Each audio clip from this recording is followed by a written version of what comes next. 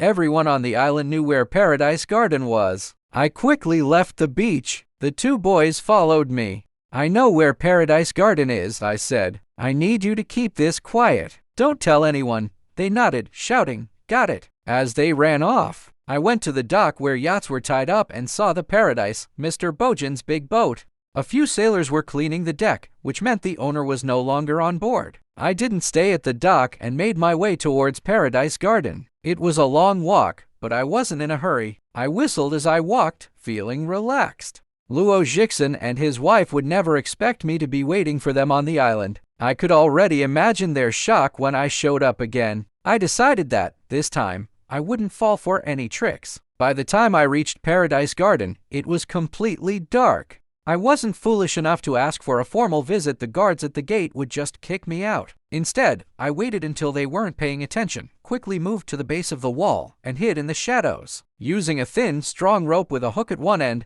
I threw it to catch the top of the wall and started climbing. As I got near the top, I stopped. A net of barbed wire went around the top of the wall. The hook on my rope touched it, sparking with electricity. The wires were electrified. I hesitated. Touching the charged wires was impossible. My only choice was to jump over them. The wires weren't too high. Jumping them wasn't the problem. The real question was if I could land safely on the other side. To find out, I needed to check for traps on the ground below. I climbed a bit higher, leaning my head forward while avoiding the wires. I put my toes on the edge of the wall, but it was too dark to see the ground clearly. I had no choice but to take the risk. Getting ready, I jumped up, doing a flip in the air. As I came down, I straightened my body to land. Just then, a huge shadow jumped at me from the darkness with a whoosh. Even in the dark, I knew it was a trained guard dog. The animal came at me so suddenly, I should have been finished. But I had to thank its trainer. The dog was too well trained. It didn't bark, and instead of biting my leg, it went straight for my throat. If it had gone for my leg, I would have been helpless. But my throat, that was easier to protect. My hands could cover it more easily. I had brought the rope down with me as I landed. In a flash, I quickly moved my right hand, pushing the rope's steel hook into the dog's upper jaw. The force was so strong it almost went through. The dog closed its mouth, but my left palm hit its forehead, near the nose, a dog's weak spot. The hit was hard, and with a crack, both the dog and I hit the ground. I rolled several times and quickly stood up. The dog rolled too, but it didn't get up. Its legs twitched, then stopped. It was dead. Only then did the danger fully hit me. Cold sweat covered my body. A strong wind made me shiver uncontrollably. I pressed against the wall and ran about 10 yards forward before stopping, with my back flat against the stone. Only then did I have a moment to look at the grounds inside the wall. The estate was a huge garden, basically a hillside with carefully kept trees and grass. A very large white mansion stood about 200 steps away, with lights glowing from several rooms. Luo Jixin and his wife were surely inside that house. The mansion was enormous. It was impossible for every room to be used. If I could get inside and hide, it would be easy. I waited a moment. The dead dog meant my entry would likely be found soon, but I had neither the tools nor the time to bury it. Using the cover of the tree's shadows, I moved quickly toward the house. As I reached the house, I suddenly heard someone shouting loudly in Japanese. I spun around and stopped. At least 7 wolfhounds were running forward, led by a short man, clearly Japanese. I immediately thought he was a former dog trainer from the Japanese military during World War II. The dogs were rushing towards the spot where I'd left the dead one. My presence would be discovered any moment. With so many dogs smelling me, I'd have nowhere to hide. My only chance to avoid immediate danger was to get inside the house. I ran around the building and stopped at a window. With a push, it opened. I jumped inside. The room was dim, but I could see it was a large study. I pulled open the door to find a hallway, with stairs at its end. As I ran towards the stairs, a lot of barking started outside. The dog's howls grew closer fast. I ran up the stairs, hearing the Japanese man's shouts and the dog's barks enter the study behind me. At the same time, a voice boomed from the second floor. "What's going on?" In that moment, I was truly trapped. People chasing me from behind, someone blocking my way ahead. Luckily, I'd reached the top of the stairs. I quickly opened a door and slipped inside. I knew I couldn't stay long. The dogs would track me to this room very quickly. I immediately looked for a way to escape, but as I looked around, I saw total darkness, not even a tiny bit of light. This room had no windows. What now? Should I go back? With men and dogs closing in outside, that was not an option. I had to find another way out from here. I lifted my foot, opened my shoe's heel, and pulled out a small flashlight. I turned it on, hoping to find a hidden window or some other exit. But when the light beam shone, I froze. It landed on a man's face. Seeing someone standing silently in front of me in the dark was terrifying. For a moment, I didn't know what to do. The figure didn't move, completely unresponsive to the light on his face. My heart calmed down.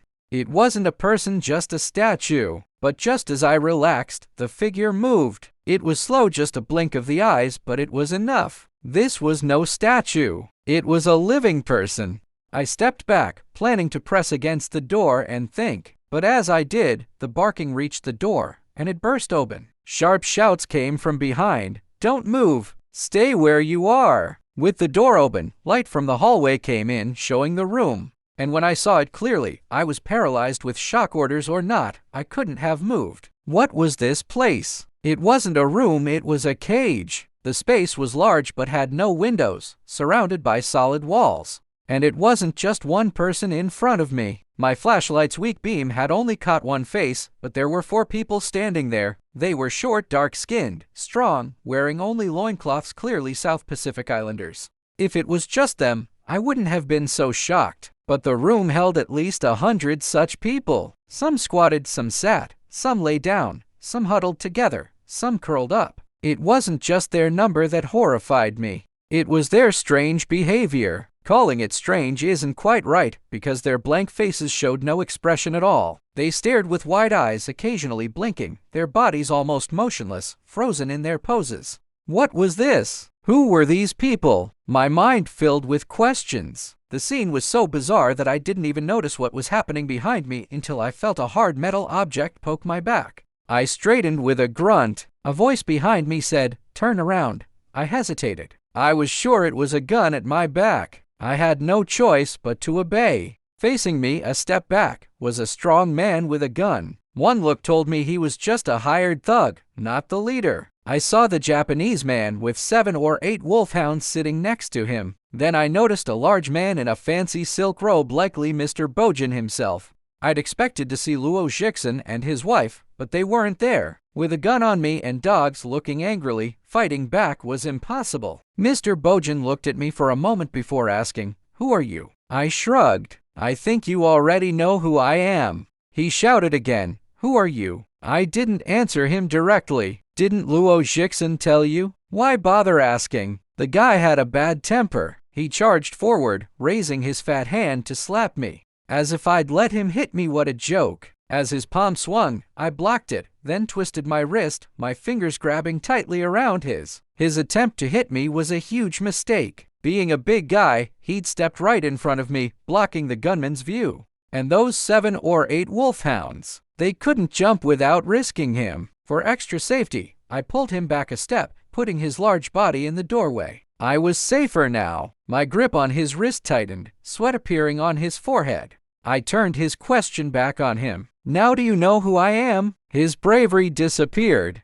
I know. I smiled coldly. "Aren't you going to tell those dogs and gunmen to go away?" The dogs were growling fiercely, making me raise my voice to be heard. Mr. Bojan's voice was rough. "Go! All of you go!" His body blocked my view of the doorway, but I heard the Japanese man's commands and the dogs barking getting quieter. Then a scared voice called out, "Mr. Bojan, you're telling us to leave? Who'll protect you?" Bojan cursed loudly. "Idiots! Can't you see I don't need protection right now? Get out!" He didn't not need protection, that was a lie. But the gunmen couldn't protect him now, even if they wanted to. They mumbled, "Yes, sir," and obeyed. I cut in. "Wait, put one gun on the floor and kick it over." Bojan repeated, "Do what he says." A gun slid across the floor. I bent down, picked it up, and let go of Bojan's wrist. As I let go, color slowly returned to his pale face. He rubbed his bruised wrist, which was now a deep purple. "Leave before the island's military police surround the house."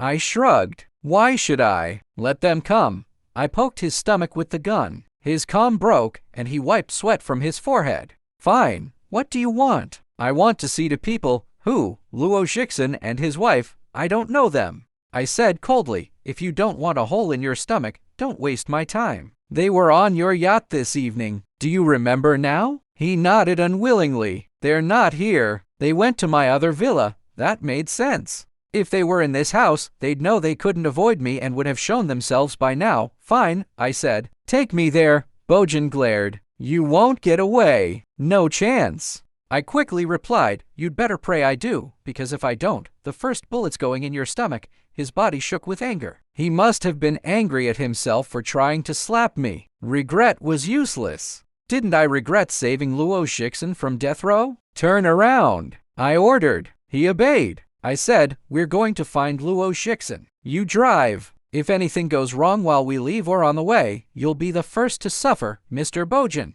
He grunted and started walking. I followed closely, but after one step, a thought hit me. Hold it. His fat body stopped. I asked, those people in that room, who are they? His body stiffened. He didn't answer. I asked again, but he clearly had no intention of responding. That only made me more suspicious. I glanced back. The people in the room ignored everything happening, most still frozen in their original poses, blinking sometimes at most. They were like a bunch of fools, and the sight made my stomach feel bad. I decided not to ask more. For now, I couldn't see how they were connected to Luo Jixin or my mission. Fine, keep quiet, I said. You'll talk eventually. Let's go. Bojin moved slowly, and I stayed right behind him. At the stairs, 4 gunmen blocked our path but immediately moved back. We went down, left the house, and reached the garage. I forced him into the driver's seat of a fancy car while I sat in the back, holding the gun to his head. Stay calm. Don't crash into anything.